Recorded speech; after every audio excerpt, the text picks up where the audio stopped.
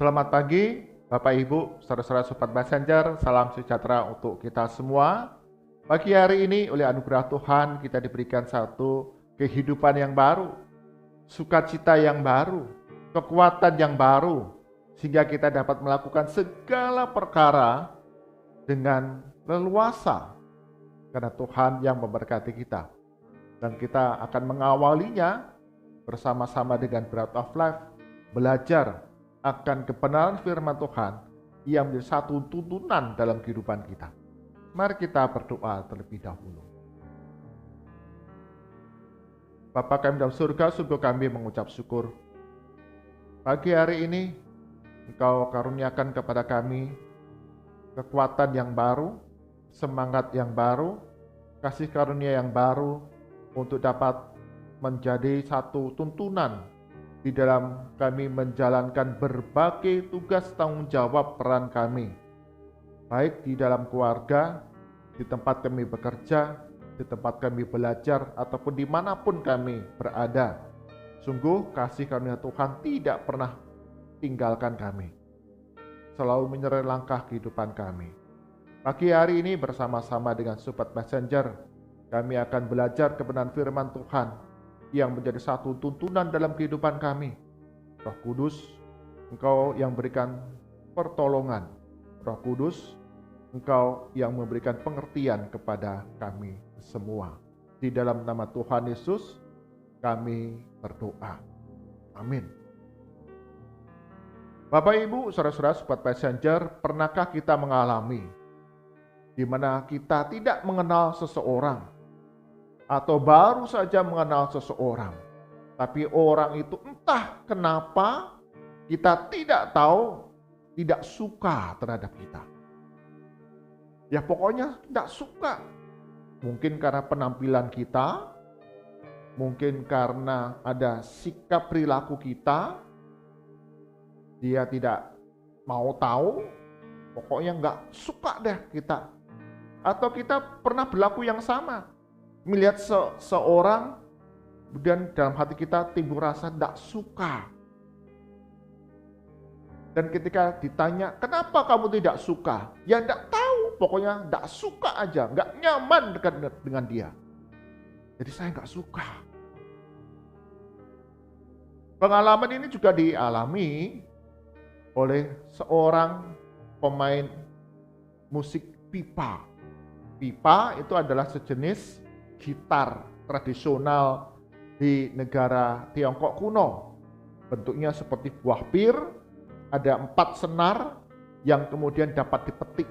Ya, jadi pipa itu adalah sejenis gitar di negeri Tiongkok kuno. Ada 4 senar yang ada di sana. Ada seorang ahli musik pipa yang bernama Gao Ming. Dia hidup pada zaman dinasti Yuan. Pada abad 1200, tahun 1200 sampai 1368 Masehi. Gao Ming sangat terkenal karena dia banyak menuliskan lagu-lagu ataupun instrumen-instrumen dengan menggunakan alat musik pipa yang sangat indah, yang sangat mengena di hati semua banyak orang. Pada waktu muda, Gao Ming dia berusaha memohon dengan sangat untuk dapat belajar kepada Huang Jin, seorang ahli musik kenamaan pada saat itu. Tetapi oleh Huang Jin ditolak. Tetapi Gao Ming tidak menyerah.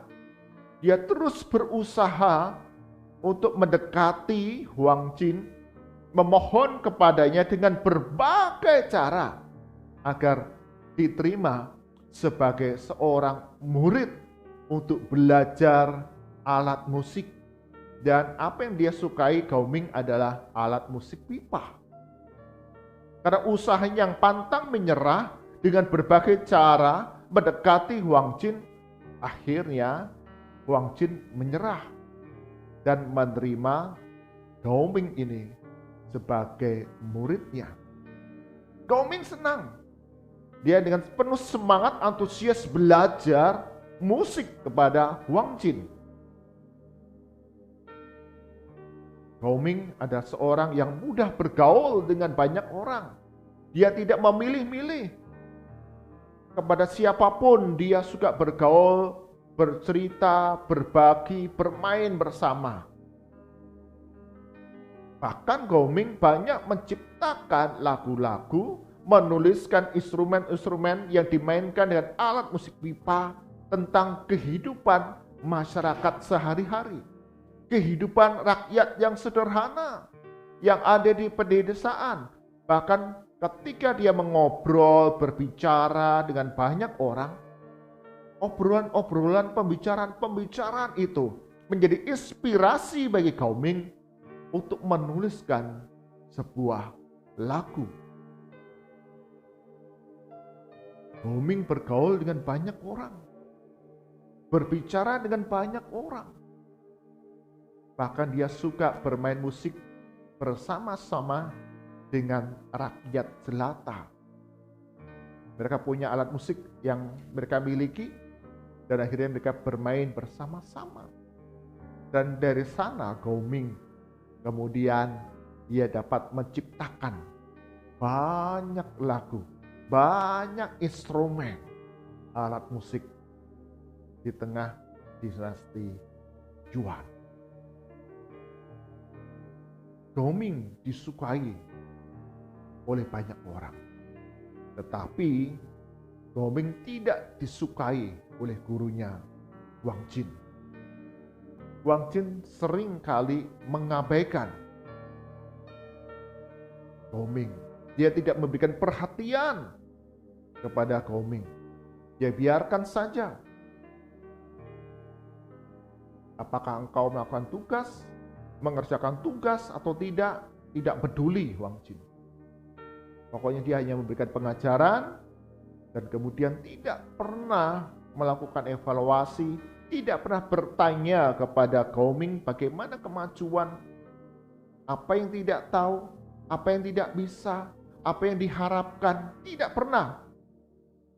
Wang Jin hanya memberikan pengajaran begitu saja, secara satu arah. Dia tidak suka kepada Gao Ming yang berasal dari desa.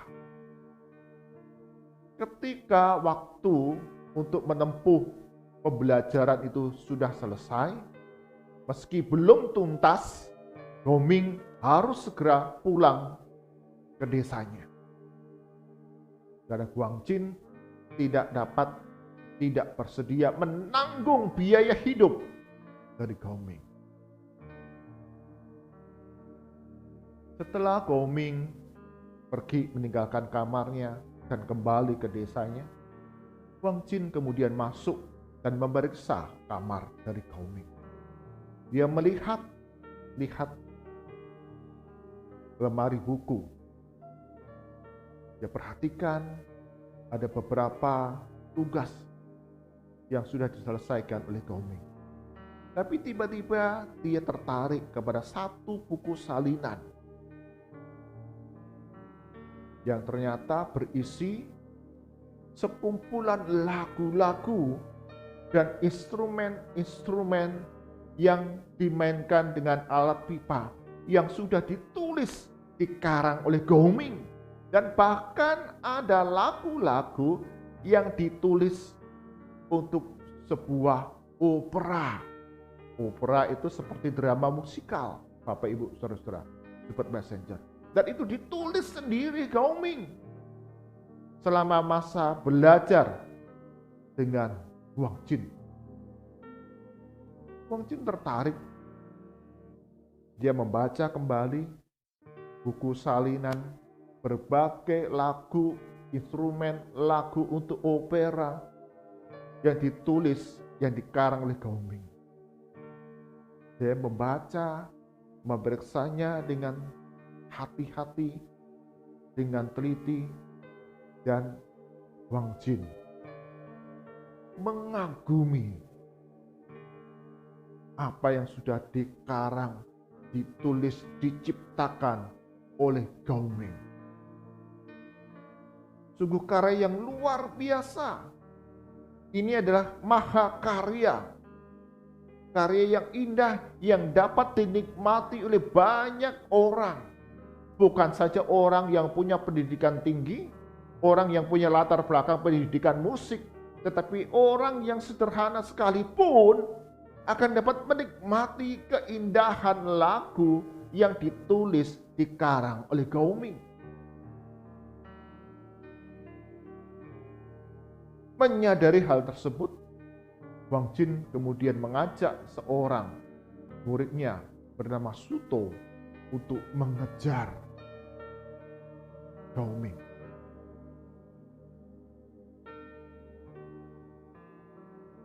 Berusaha untuk dapat menjumpai Gao Ming.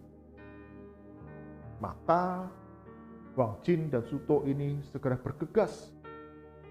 Mereka mencari untuk dapat menemukan, menjumpai Gao Ming dalam perjalanan pulang ke desanya. Hingga pada satu tempat, mereka akhirnya dapat menjumpai Gao Ming. Maka mereka mencari sebuah tempat peristirahatan.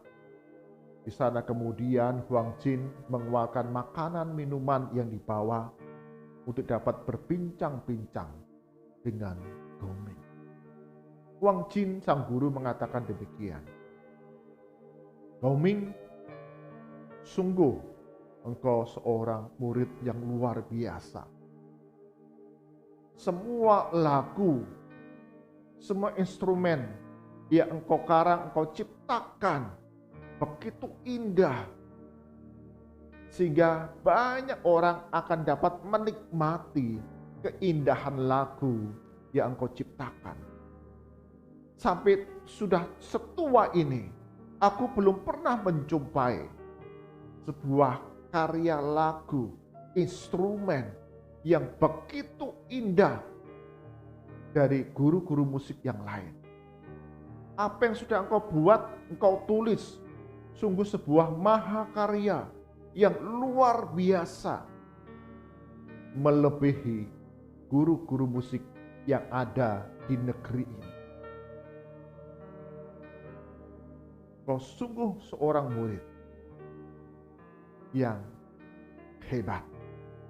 Engkau ada seorang ahli musik pipa yang luar biasa. Gao Ming merasa senang, merasa bangga ketika sang guru memuji segala karya yang ditulisnya. Wang Jin berkata lebih lanjut, aku datang untuk dapat menjumpaimu, untuk memberikan satu penghargaan. Selamat, engkau memiliki karya yang begitu indah, yang begitu luar biasa, yang dapat dinikmati oleh banyak orang. Dan aku meminta maaf akan segala perilaku yang tidak menyukakan hatimu, yang mengecewakan hatimu. Aku minta maaf dan berharap kita dapat berjumpa kembali dan bermain musik bersama-sama. Gao Ming ketika mendengar bahwa sang guru meminta maaf kepada dirinya, hatinya merasa dilegakan, disegarkan dari luka hati yang dialami ketika tinggal bersama dengan sang guru.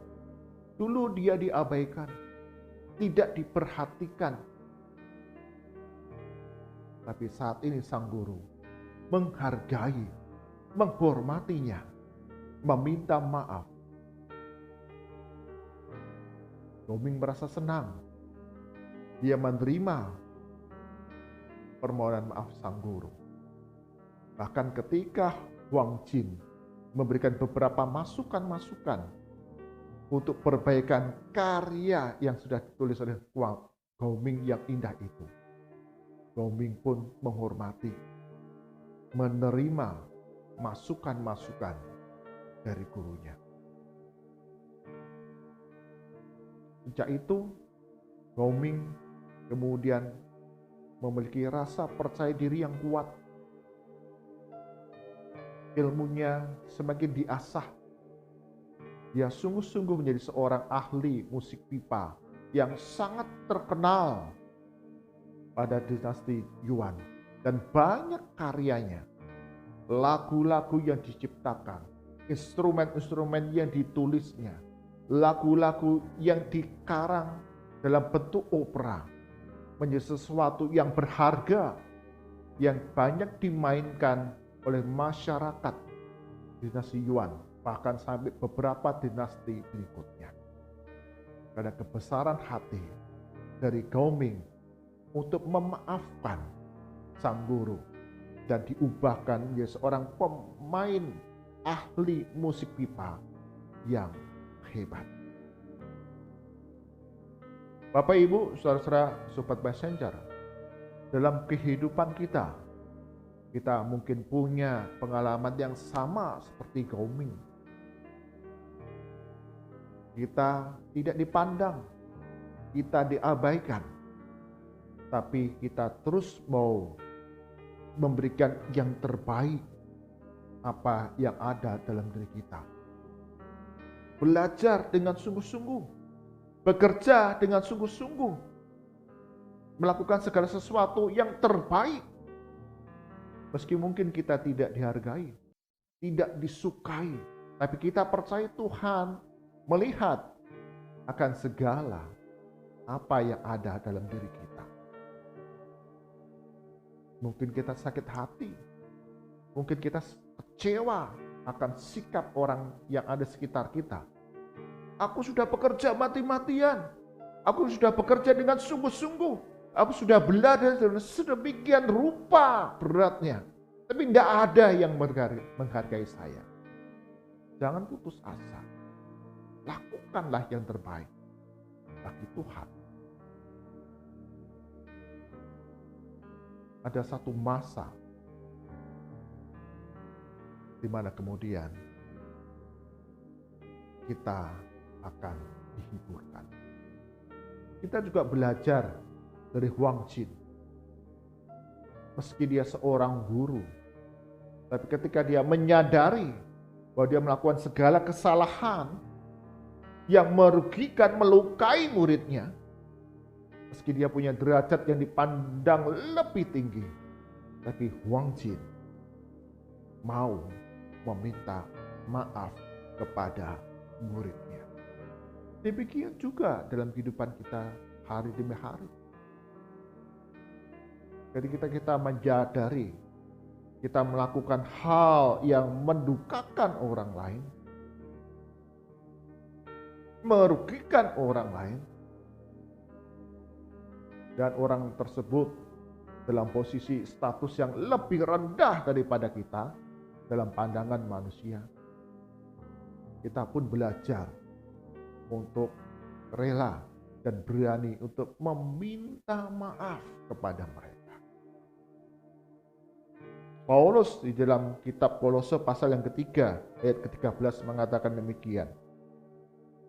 Sabarlah kamu seorang terhadap yang lain, dan ampunilah seorang akan yang lain, apabila yang seorang menaruh dendam terhadap yang lain.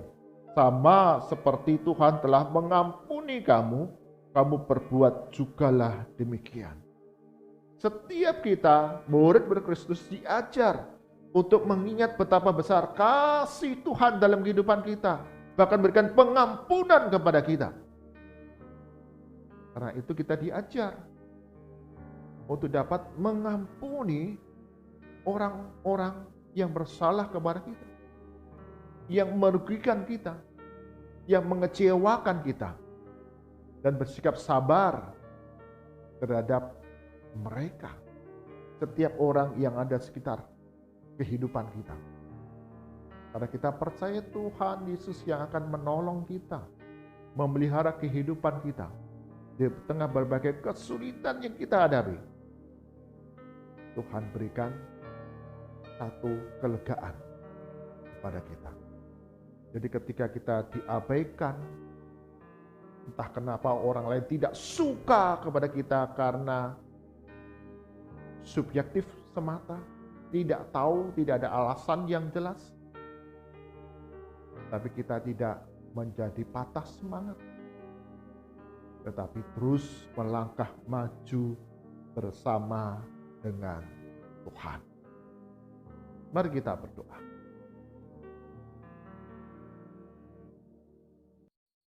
Tuhan Yesus, kami hidup di tengah dunia bersama dengan beraneka ragam manusia.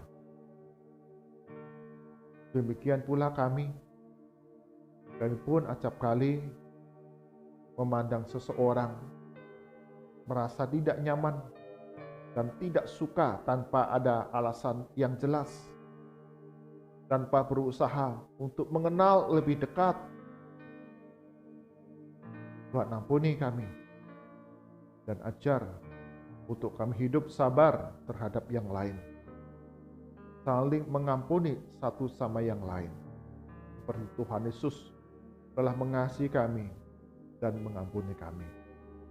Berkati setiap kami Sobat Messenger beserta dengan segenap anggota keluarga kami dalam hari demi hari yang kami jalani.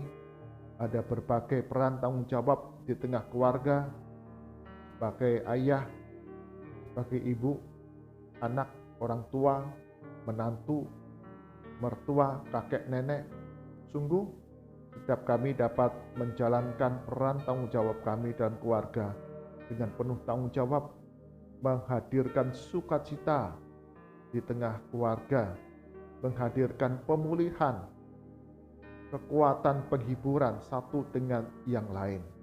Kami sadar ada sikap perilaku yang mungkin mengecewakan, melukai hati, tapi sungguh kasih Kristus yang boleh memberikan kekuatan, memberikan pengampunan kepada kami semua. Berkati setiap keluarga-keluarga Sobat Messenger, setiap kami yang beribadah pada pagi hari ini, di tengah berbagai pengalaman yang kami hadapi. Seperti Paulus berikan nasihat kepada jemaat di Kolose, agar kami sabar dan saling mengampuni satu dengan yang lain. Kami menyerahkan ya Tuhan untuk setiap gereja-gereja Tuhan di dalam masa-masa Prapaskah memperingati kematian, kebangkitan Tuhan Yesus dari antara orang mati. Ada berbagai ragam ibadah kegiatan yang diselenggarakan. Sungguh Tuhan Yesus, Engkau yang memberikan pertolongan setiap kami yang mengambil bagian dalam pelayanan ini, dengan khidmat kesatuan hati, sehingga berbagai ibadah kegiatan yang dilaksanakan menyadarkan kami bahwa kami adalah manusia abu dan debu, dan kasih Tuhan yang begitu besar melimpah dalam kehidupan kami. Kami dipanggil untuk mengasihi, untuk mengampuni sesama kami, dan kehadiran kami dalam dunia ini untuk mendatangkan kasih Kristus kepada banyak jiwa yang membutuhkan kasih karunia-Mu. Berkati genap hamba Tuhan, majelis dan jemaat dalam menjalankan masa-masa Prapaskah ini. Sungguh kami disadarkan hidup kami semata-mata karena anugerah Tuhan, dan dalam berbagai pelayanan yang ada di gereja, Tuhan berikan kepada kami peran tanggung jawab sesuai dengan karunia yang Engkau berikan. Ketika kami bersehati bergandengan tangan sebagai satu anggota tubuh Kristus, saling melayani, maka ada pertumbuhan berkat yang Tuhan limpahkan bagi setiap gereja Tuhan. Cukupkan segala kebutuhan menjadi berkat bagi banyak jiwa. Berdoa bagi bangsa dan negara kami, Kau berkati untuk setiap pemerintah daerah yang ada di seluruh wilayah Indonesia. Tuhan berikan khidmat sehingga setiap gubernur, bupati, wali kota, camat, lurah, RT, RW, semua dapat melayani masyarakat dengan penuh tanggung jawab, tidak mengambil keuntungan bagi pribadi ataupun kelompoknya, tapi sungguh-sungguh mau melayani masyarakat untuk mendatangkan kesejahteraan. Tuhan hancurkan akan usaha-usaha pribadi ataupun kelompok yang ingin mengambil keuntungan pribadi, melakukan korupsi, melakukan tindakan-tindakan kekerasan untuk kelompok mereka semata-mata. Dalam nama Tuhan Yesus, Engkau akan patahkan, Engkau hancurkan. Berkati seluruh gereja-gereja Tuhan yang ada di wilayah-wilayah di seluruh Indonesia.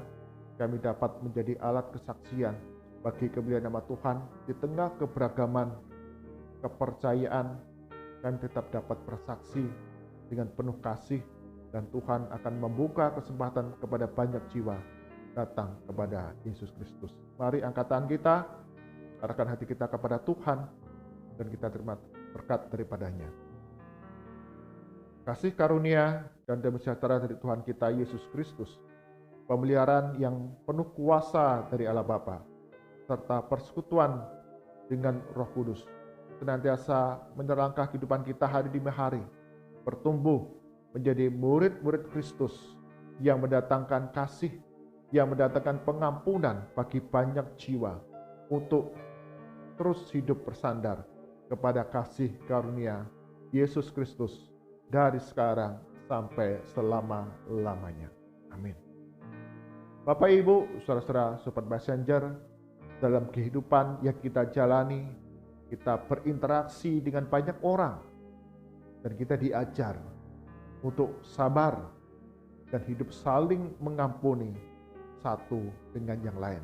Demikian Tuhan Yesus mengasihi kita, maka kita diajar untuk mengasihi setiap jiwa yang ada di sekitar kehidupan kita. Tuhan Yesus berkati kita semua. Amin.